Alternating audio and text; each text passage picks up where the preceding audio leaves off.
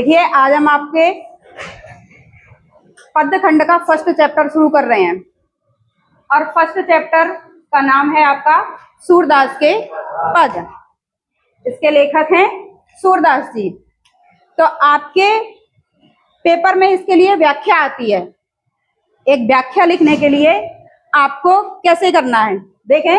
सबसे पहले व्याख्या लिखने के लिए हम खंड डालते हैं।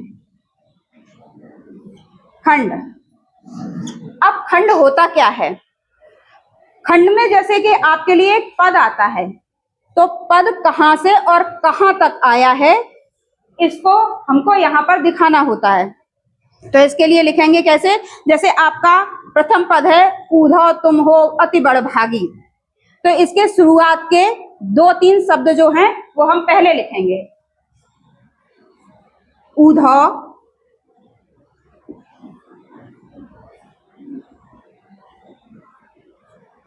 तुम हो, इतना लिखने के बाद डॉट डॉट करके छोड़ेंगे और फिर इसके लास्ट के 2 ज्यों पागी,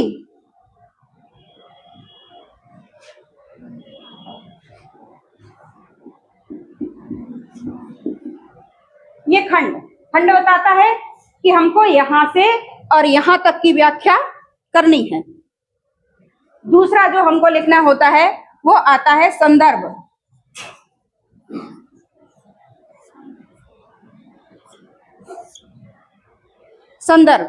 संदर्भ में क्या लिखना होता है?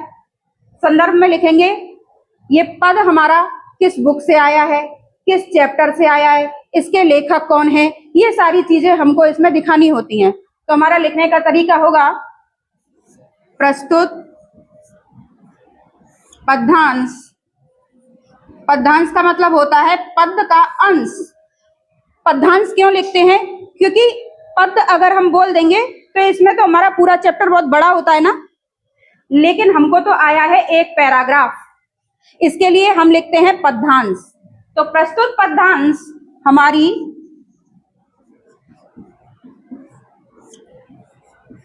पाठ्य पुस्तक, आपकी बुक का नाम क्या है? क्षितिज।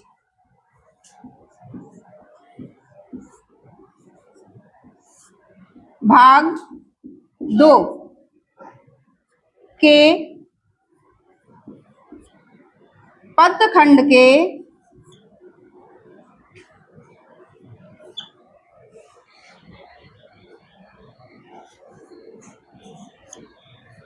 पाठ 1 सूरदास के पद, सूरदास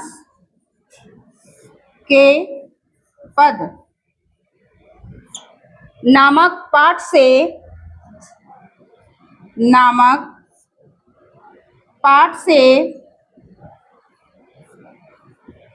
लिया गया है।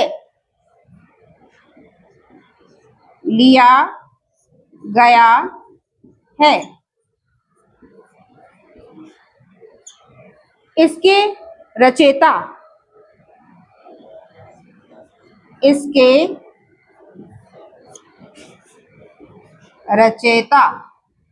अभी तक छोटे क्लासों में आपने लेखक लिखा होगा, लेकिन जब हमारा स्टैंडर्ड बड़ा हो जाता है, आप 10th में आ गए हैं, तो लेखक ना लिखकर आप लिखेंगे रचयिता। इसके रचयिता सूरदास जी हैं। सूरदास जी हैं। अब देखिए, जो चीजें इसमें इंपॉर्टेंट होती हैं उनके नीचे हम कर देंगे अंडरलाइन। जैसे हमारी बुक का नाम, ठीक, इसके नीचे हम अंडरलाइन करेंगे। दूसरा हमारे पाठ का नाम, किस पाठ से लिया गया है, तो पाठ है सूरदास के पद, इसको हम अंडरलाइन करेंगे। और दूसरा, इसको लिखा किसने है?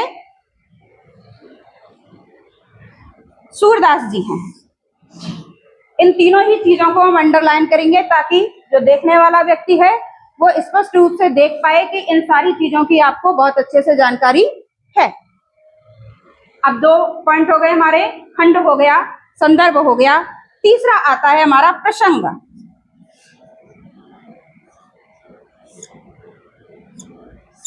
प्रसंग में हमको लिखना क्या होता है? प्रसंग में हम ये बताते हैं कि ये जो पद्यांश जिसकी व्याख्या हम करने जा रहे हैं, इस पद्यांश में मुख्य रूप से क्या बात कही गई है।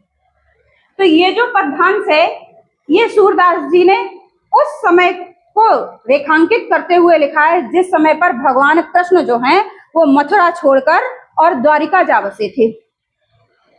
और जब वो द्वारिका पहुंच गए तो बन गए द्वारकाधीश।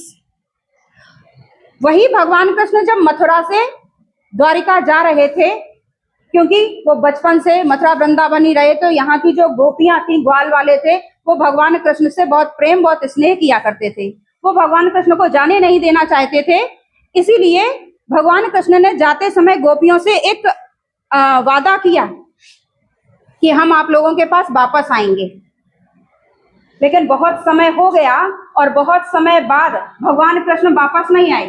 और जब भगवान कृष्ण वापस नहीं आए तो भगवान कृष्ण की विरह वेदना में, विरह का मतलब होता है किसी अपने प्रिय व्यक्ति से दूर हो जाना, विरह कहलाता है। और वेदना का मतलब होता है दुख।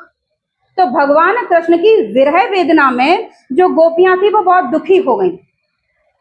इस बात का एहसास उधर भगवान को भी हो रहा था कि उधर गोपियां ग्वाल वाल मेरे लिए बहुत दुखी हैं। अब भगवान चाहते थे कि ये किसी भी तरीके से अपने दुख को भूल जाएं। और इधर जो द्वारिका में भगवान कृष्ण के चचेरे भाई थे उद्धव जी, और उद्धव जी जो थे, उद्धव जी भगवान कृष्ण के बहुत बड़े भक्त भी थे। और हमारे यहाँ जो भक्ति होती है वो दो तरीके की होती है, सगुण भक्ति और निर्गुण भक्ति। ठीक है। अब सगुण भक्ति क्या होती है कि सगुण भक्ति में हम भगवान की मूर्ति की पूजा करते हैं, जैसे हम सब करते हैं, मंदिर जाते हैं, भगवान को जल चढ़ाते हैं, प्रसाद चढ़ाते हैं, भोग लगाते हैं, नहलाते हैं, धुलाते हैं, भगवान के रूप रंग आकार की पूजा करते हैं। उनके रूप रंग को ही तो देख के हम मानते हैं कि भगवान शंकर जो है गले में सर्प डला हुआ है, सर पे गंगा जी की धारा निकल रही है, हाथों में डमरू लिए हैं, त्रिशूल लिए हैं। हम उनके स्वरूप को देखकर पहचानते हैं शिव जी हैं। जो सांवले रंग के हैं, सर पे मोर मुकुट धारण कर रखा है, हाथों में बंसी धारण कर रखी है, ये भगवान कृष्ण हैं। ये हम स्वरूप से पहचानते हैं। और जिसको हम स्वरूप से पहचानते हैं और जिसके हम स्वरूप की पूजा करते हैं वो कहलाती है सगुण भक्ति। और दूसरी होती है निर्गुण भक्ति। निर्गुण भक्ति में जो साधक होता है, जो भक्त होता है, वो भगवान को एक ज्योति स्वरूप में मानता है। उसका मानना है कि भगवान का कोई रूप रंग आकार नहीं है, भगवान का कोई शरीर नहीं है, कोई आंखें नहीं है, कोई नाक नहीं है, कोई गला नहीं है, कोई हाथ पैर नहीं है। जैसे हमारा शरीर होता है, वो मानते हैं कि भगवान का कोई भी शरीर नहीं है। ऐसी स्थिति में वो भगवान की पूजा भी कैसे करते हैं? वो योग साधना के द्वारा करते हैं।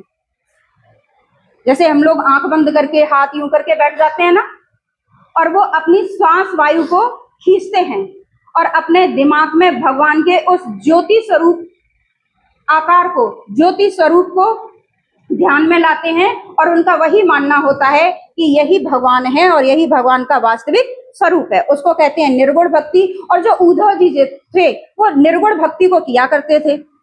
अब जब वो निर्गुण भक्ति को किया करते थे तो उनकी साधना पूजा का जो तरीका था वो था योग साधना।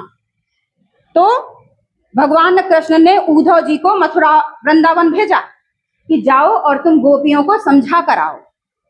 तो ये चीज हम यहाँ पर प्रसंग के माध्यम से लिखेंगे। बहुत इतना लंबा हमने आपको समझाने के लिए केवल बताया है। हमको लिखना कितना होता है कि इसमें सूरदास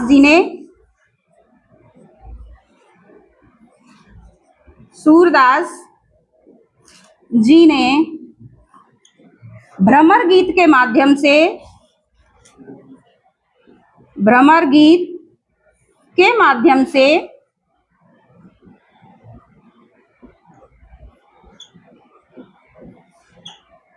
उद्धव जी के द्वारा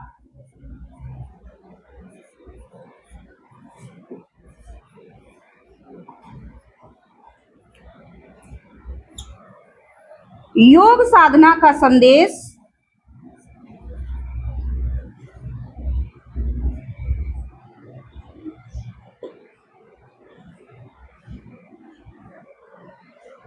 गोपियों के पास भिजवाया है।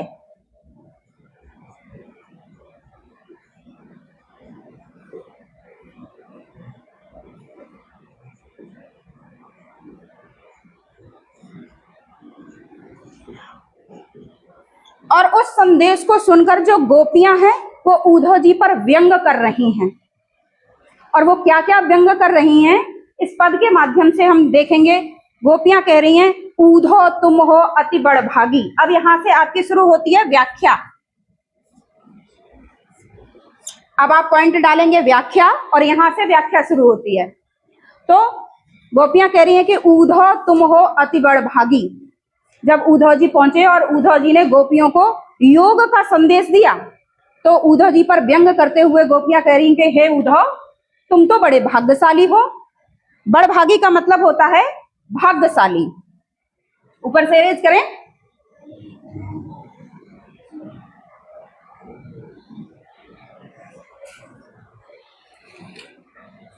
बड़भागी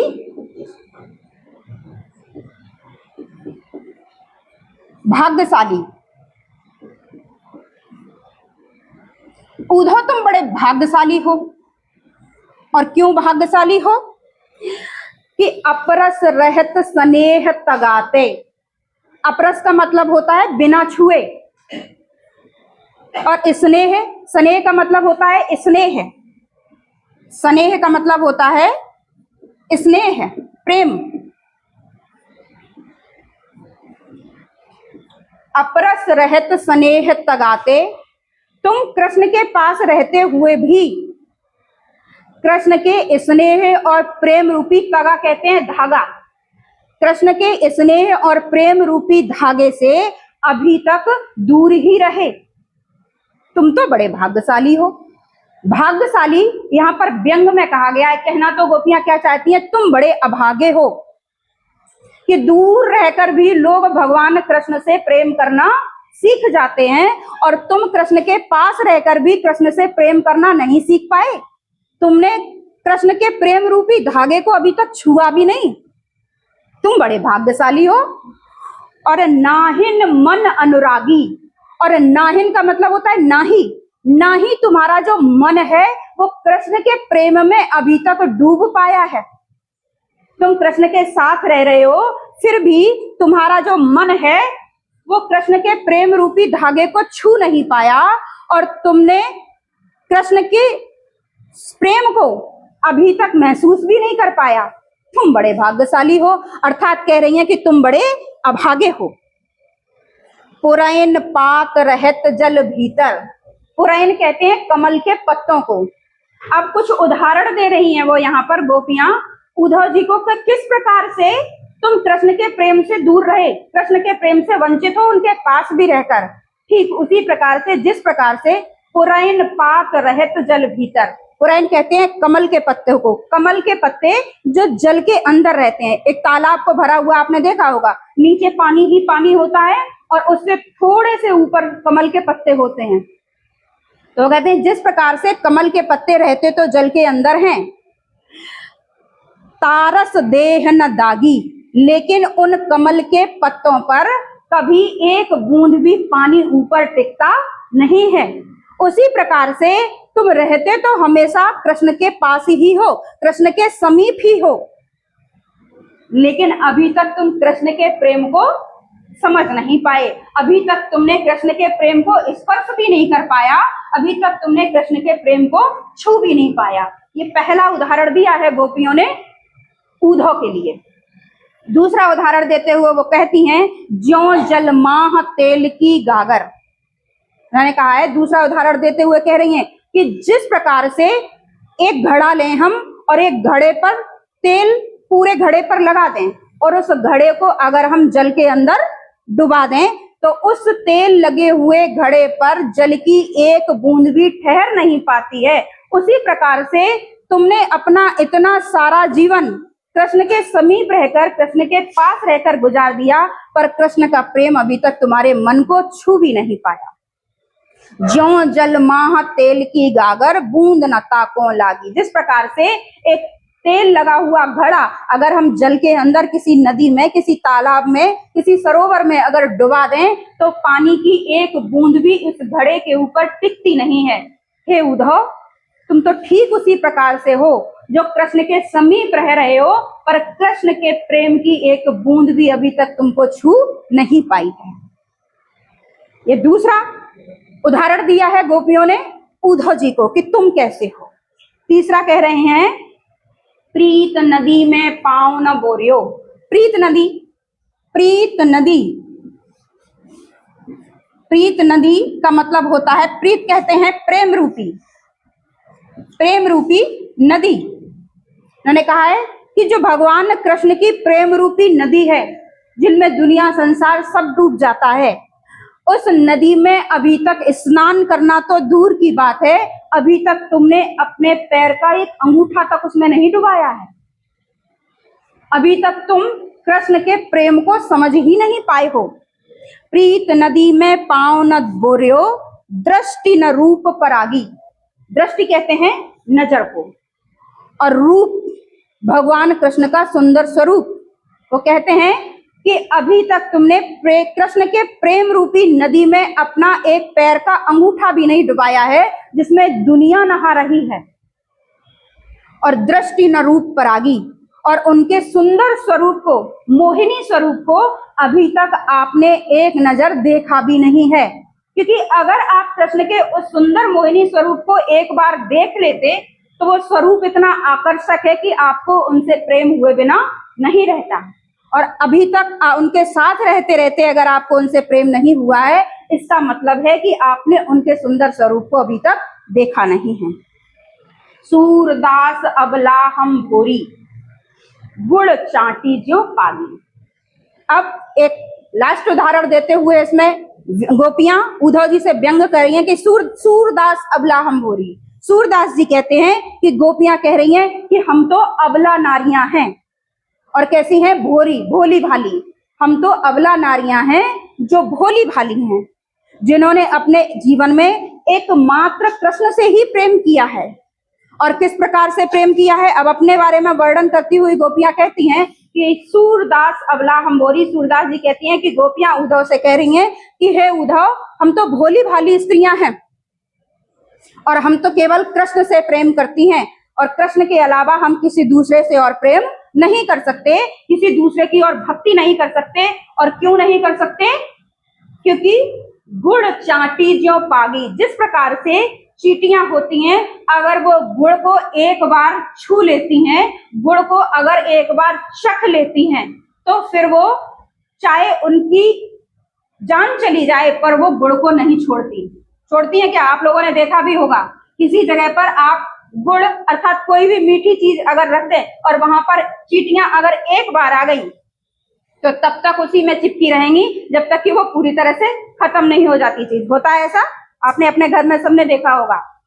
तो उसी का उदाहरण कहते हुए गोपियां यहाँ पर कह रही हैं कि जिस प्रकार से चींटियां जब एक बार गुड़ में चिपक जाती हैं तो फिर चाहे उनकी जान चली जाए पर वो अपने उस गुड़ की मिठास को छोड़ती नहीं है। उसी प्रकार से मेरा जो कृष्ण प्रेम है, मेरा कृष्ण प्रेम उस गुड़ के ही समान है। हमने कृष्ण से एक बार प्रेम कर लिया है, अब कृष्ण के अलावा ना हम किसी दूसरे से प्रेम कर सकते हैं और ना किसी दूसरे की हम भक्ति कर सकते हैं। जब तक हमारे शरीर में अब जान है, जब तक ये जीवन हमारा रहेगा, तब तक हम कृष्ण की ही भक्ति करेंगे। इसलिए आप जो हमारे लिए ये योग का संदेश लेकर आए हैं, ये योग का संदेश आप यहाँ से लेकर चले जाएं। आपका ये संदेश, आपका ये योग, आपकी ये योग की शिक्षा आपको ही मुबारक हो। हमें आपकी ये योग की शिक्षा नहीं चाहिए, क्योंकि हम तो केवल भक्ति अपने कृष्ण की ही करते हैं। ठीक है, समझ में आया? एक बार इसका रिवीजन कर लें। अगर कहीं किसी को कुछ समझ में नहीं आता है, कहीं भूल रहे हैं, तो वापस से हमसे आप पूछ सकते हैं। इसमें देखें आगे कि व्यंग करते हुए आगे गोपियां क्या कहती हैं उद्धव से कि मन की मन ही मांझ रही। अगला पद है आपका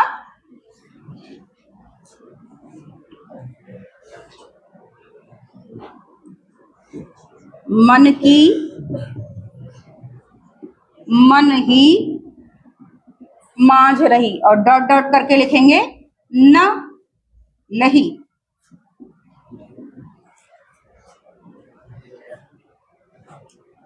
अब गोपियां उद्धव से व्यंग करते हुए कह रही हैं कि मन की मन ही मांझ रही। भगवान कृष्ण चले गए, वापस लौट कर नहीं आए। गोपियों के मन में ऐसी बहुत सारी बातें थी जो वो भगवान कृष्ण से कहना चाहती थी, पर वो भगवान कृष्ण से समय रहते कह नहीं पाई और कृष्ण जी वहां से चले गए द्वारिका। अब वो कह रही हैं कि मन की मन ही मांझ रही। मांझ कहते हैं मन के अंदर, मन के अंदर। कह रही हैं कि हमारे मन की जो बातें थी, जो हम कृष्ण से कहना चाहते थे, वो सभी बातें हमारे मन के अंदर ही रह गई हैं, हम कृष्ण से कह नहीं पाए। कहिए जाए कौन पे उद्धव। अब उद्धव को ताना देती है, वो कहती हैं हे उद्धव, कहिए जाए, कहें जाकर, कहिए जाए कौन पे उद्धव, कौन पे उद्धव। हे उद्धव, हम अपने मन की बात को कौन पे, किससे, कौन पे का मतलब है किससे, जाए का मतलब जाकर और कहिए का मतलब कहे। हे उद्धव, हम अपने मन की बात को किससे जाकर कहें जो हम कृष्ण से अभी तक नहीं कह पाए। ना ही परत कही, किसी से कहते हुए नहीं बनता है। ना ही परत कही, किसी से कहते हुए नहीं बनता है, क्योंकि अगर हम ये बात किसी से कहेंगे भी तो हमारे मन की बात को कोई समझ नहीं पाएगा। इसीलिए हे उद्धव, हम हमारे मन की बात किससे जाकर कहें, किसी से कहते हुए नहीं बनता है। अवधि आधार आस आवन की। अवधि, अवधि का मतलब होता है समय, समय। आधार, आधार आस, आशा, आवन, आने की।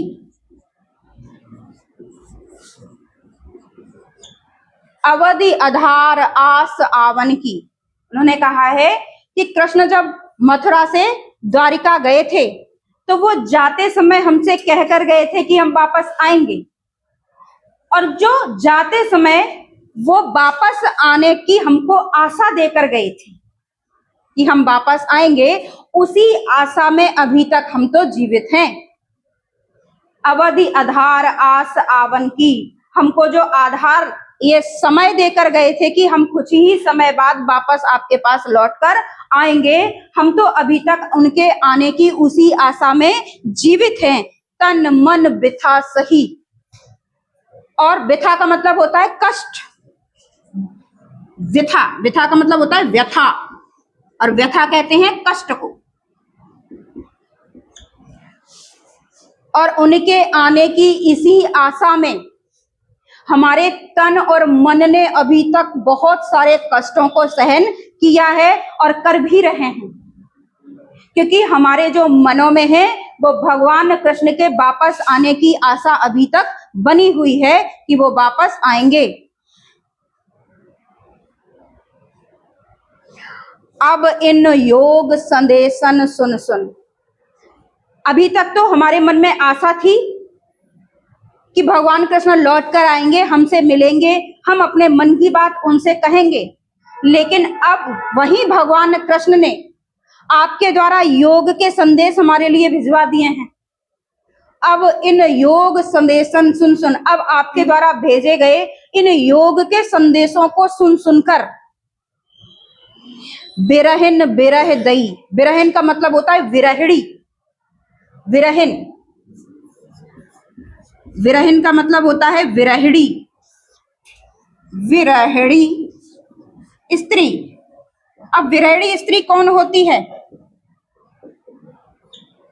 जो स्त्री अपने प्रेमी या पति से दूर हो जाती है और उसकी याद में वो दुखी रहती है, उसको कहते हैं विरहिणी।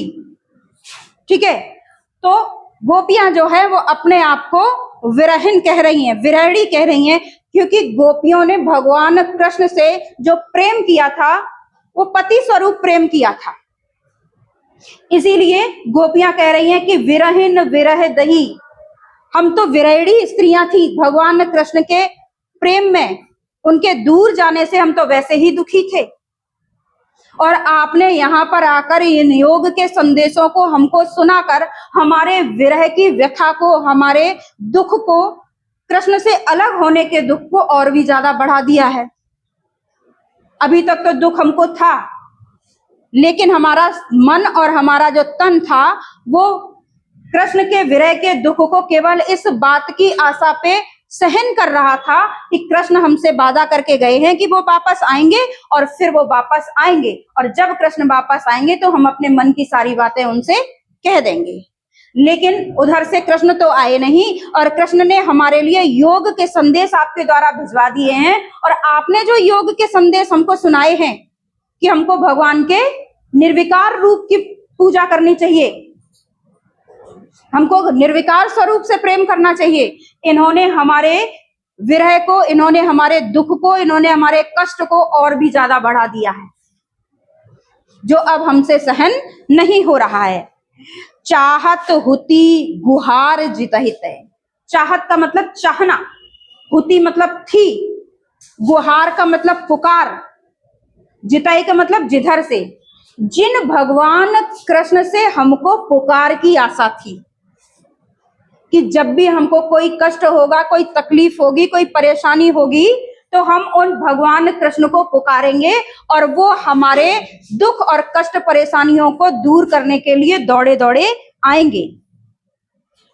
उतते धार बही, उधर से आपने हमारे लिए जो ये योग के संदेश है ये सुनाकर हमारे दुख को और भी ज्यादा बढ़ा दिया है। चाहत हुती गुहार जितहिते, जिस भगवान कृष्ण से हम पुकार की आशा कर रहे थे कि हम जब भी दुख में होंगे, जब भी कष्ट में होंगे, जब भी परेशानियों में होंगे, हम एक आवाज देकर उनको पुकारेंगे और वो हमारे दुख कष्ट परेशानियों को निवारण करने के लिए, उनको दूर करने के लिए, हमारी रक्षा करने के लिए लौट के आएंगे।